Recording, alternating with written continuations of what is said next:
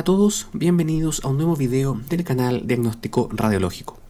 Este es el primer video de una serie de radiología torácica que pretende revisar en varios videos los principales conceptos de la radiología torácica usando un enfoque multimodalidad. En esta serie hablaré principalmente de la interpretación de radiografía de tórax usando correlación con tomografía computada, ya que creo que es muy importante estudiar la radiología no centrándose solamente en una técnica de imágenes, sino más bien enfocándose en la patología y sus manifestaciones en las diversas modalidades. Les recuerdo que cualquier duda o sugerencia me pueden escribir directamente a contacto@diagnosticoradiológico.cl. Además me pueden seguir en redes sociales. En Instagram soy Diagnóstico Radiológico, donde estaré subiendo casos todas las semanas para que los revisen. Bueno, en esta primera parte entonces me voy a enfocar en revisar las generalidades de técnica de producción de rayos X y generación de la imagen. Vamos a ver también en qué consisten las principales proyecciones y aprender a realizar un análisis de la calidad técnica de la radiografía. Partiendo desde lo más básico, podemos decir que las modalidades de imágenes se pueden dividir, a grosso modo, en las técnicas que usan radiación ionizante en la generación de la imagen y las que no. Las que usan radiación ionizante son la radiología simple, a la cual pertenece la radiografía de tórax. Podemos incluir también acá los estudios fluoroscópicos, cada vez con menor uso, la tomografía computada y la tomografía por emisión de positrones. Aquí también deberíamos incluir estudios radioisotópicos de medicina nuclear. Los que no usan radiación ionizante son el ultrasonido y la resonancia magnética. En este punto es importante que estandaricemos algunos conceptos y entendamos rápidamente qué es la radiación ionizante. Y se define como la radiación que al incidir sobre el átomo genera iones, entendiendo como radiación a un tipo de emisión de energía proveniente de la materia. Por ejemplo, como la radiación infrarroja que proviene de un objeto caliente o la luz que viene de una ampolleta. En especial, la radiación ionizante puede ser de dos tipos. Las que provienen de energía del espectro electromagnético, o sea, son fotones como la luz, y por otro lado puede ser radiación corpuscular, que proviene en forma de partículas, como partículas alfa, partículas beta, entre otras. La radiación ionizante usada en estudios imagenológicos es del espectro electromagnético, y son fotones de mayor energía que la luz, en un rango energético que llamamos rayos X. Si se aumenta aún más la energía de estos fotones, se convierten en rayos gamma. Ahora, esta radiación electromagnética, o sea, estos fotones de alta energía, tienen diversas maneras de interactuar con la materia. Una de ellas es generando radicales libres, lo que a su vez son los responsables de dañar el ADN por estrés oxidativo y por daño en enlaces químicos, produciendo efectos nocivos biológicos. Es por esto que las células de mayor replicación son las que tienen más sensibilidad, y esto determina que la sensibilidad a los rayos X es diferente por edad y por tejidos. Hay varias unidades de medición de la radiación que ustedes van a encontrar, Rad, Gray, Röntgen, etc. El CIBER no solamente se basa en la energía, sino que además usa un factor de corrección tisular para correlacionarlo con posible daño biológico, y es por eso que yo lo voy a usar en esta presentación. Ahora, teniendo esto en mente, ¿cuánto es lo que irradia una radiografía de tórax? En esta tabla se pueden ver múltiples estudios imagenológicos con sus dosis promedios de irradiación. Y podemos ver que una radiografía de tórax irradia un equivalente de aproximadamente 3 a 5 días de exposición a la radiación natural. La radiación natural viene de elementos radioactivos de nuestro entorno y de la radiación proveniente del espacio. Así que no es tanta radiación una radiografía de tórax. Ahora, ¿cómo se producen? Este es un esquema de un tubo de rayos X, el cual está constituido por un cátodo y por un ánodo. El cátodo es un filamento de wolframio habitualmente, que se le administra una corriente eléctrica que lo calienta, y por un fenómeno llamado inducción termoiónica se liberan electrones desde el cátodo. Debido a que existe una diferencia de voltaje significativa entre el cátodo y el ánodo, los electrones son atraídos hacia el ánodo, el que es un disco rotatorio, también de wolframio, contra el cual impactan los electrones. Y debido a que los átomos del ánodo son grandes y tienen nubes electrónicas bastante gigantescas, estos electrones interactúan con el átomo generando rayos X, que son dirigidos hacia el paciente al sitio anatómico que se quiere realizar la imagen. Así es como se ve una sala de radiología en la que podemos reconocer el tubo de rayos X. Tenemos además el detector que capta los fotones que no fueron absorbidos por el paciente y se genera una imagen digital. Existen algunos detectores de menor tamaño, fácilmente transportables, como este que está acá abajo, que son los que utilizamos en los estudios portátiles en los pacientes en unidades de cuidados intensivos. El proceso de interacción de los rayos X va a depender de la densidad de las estructuras y su capacidad de absorción de los rayos X. Y esto da como resultado a las 5 densidades radiológicas. En primer lugar, la con menor densidad y que por lo mismo prácticamente no interactúa con los rayos X es el aire, cuya densidad es la más baja en la imagen de radiografía. La vamos a ver de un color prácticamente negro y un ejemplo, por supuesto, son los pulmones. Luego, en densidad creciente, tenemos el tejido adiposo, el que también tiene una densidad baja, pero es mayor que el aire. En una radiografía la podemos encontrar en el tejido celular subcutáneo, en la piel. Luego tenemos la densidad de partes blandas y el agua, que desde el punto de vista radiográfico se ven iguales.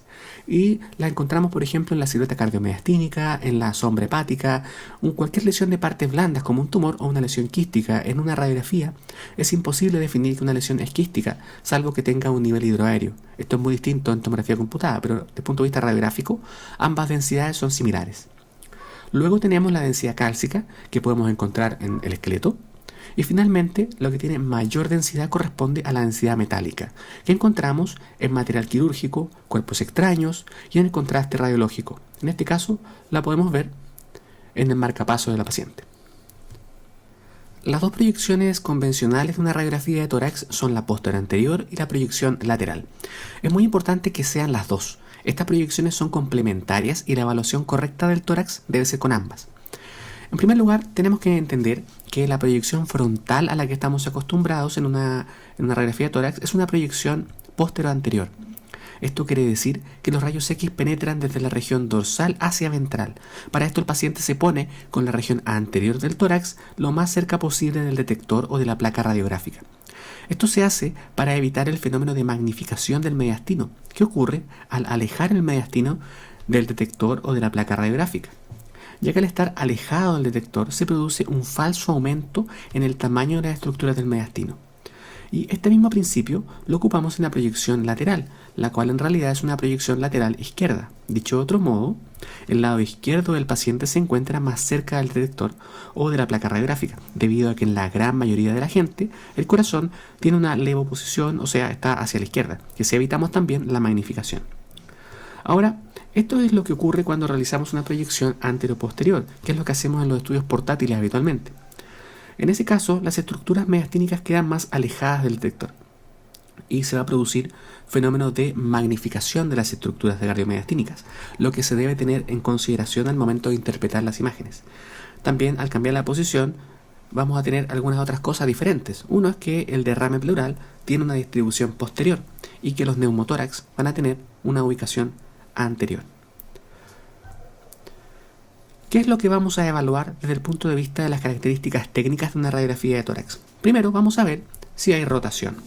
Aquí nos podemos fijar en varios elementos. Lo más clásico y fácil de mirar son las apófisis espinosas de la columna dorsal alta, la que debe estar equidistante a los extremos proximales de las clavículas, en la proyección posterior anterior.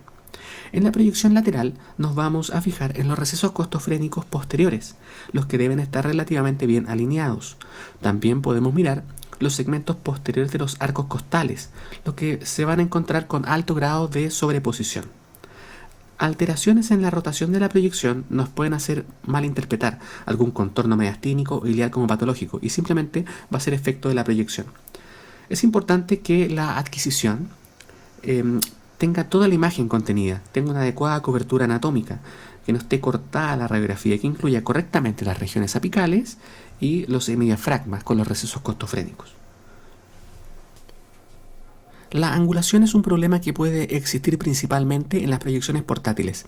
Por ejemplo, en este caso se ve que las clavículas quedan por sobre las regiones apicales, por una adquisición de la imagen en una proyección lordótica.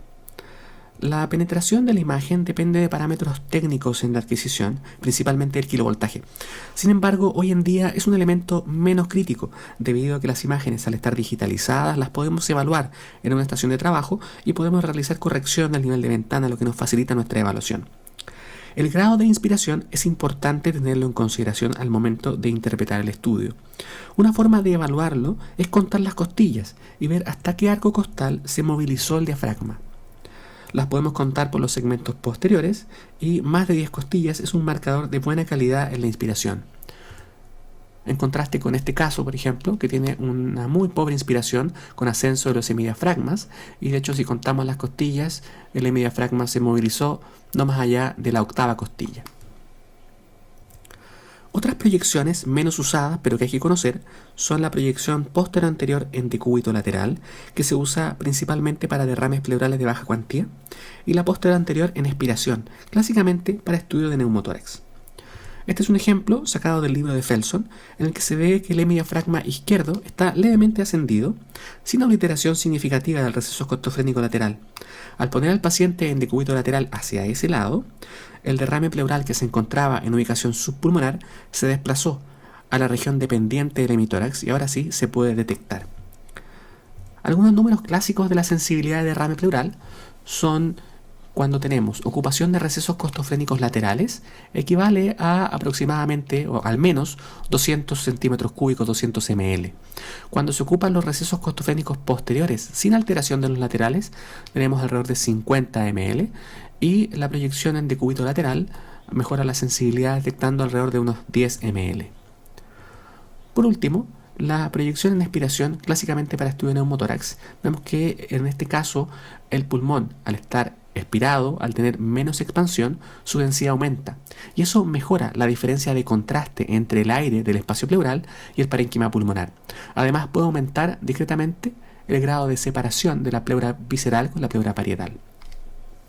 Este es un estudio más bien ya clásico del año 96 que muestra que actualmente con imágenes digitalizadas evaluadas en estación de trabajo, el realizar una proyección en expiración no mejora significativamente el diagnóstico de neumotórax. Bueno, eso ha sido esta primera parte de la serie de radiología torácica. En la segunda entrega veremos anatomía radiológica y un enfoque sistemático de la evaluación de radiografía de tórax, y después veremos en otros videos cosas sobre patología pulmonar, mediastino y enfermedades pleurales. Les recuerdo que se suscriban al canal y activen las alertas para recibir notificaciones cuando suba un nuevo video. También síganme en redes sociales, en Twitter y en Instagram, y cualquier duda o sugerencia déjenla en los comentarios o simplemente escríbanme al correo. Hasta pronto.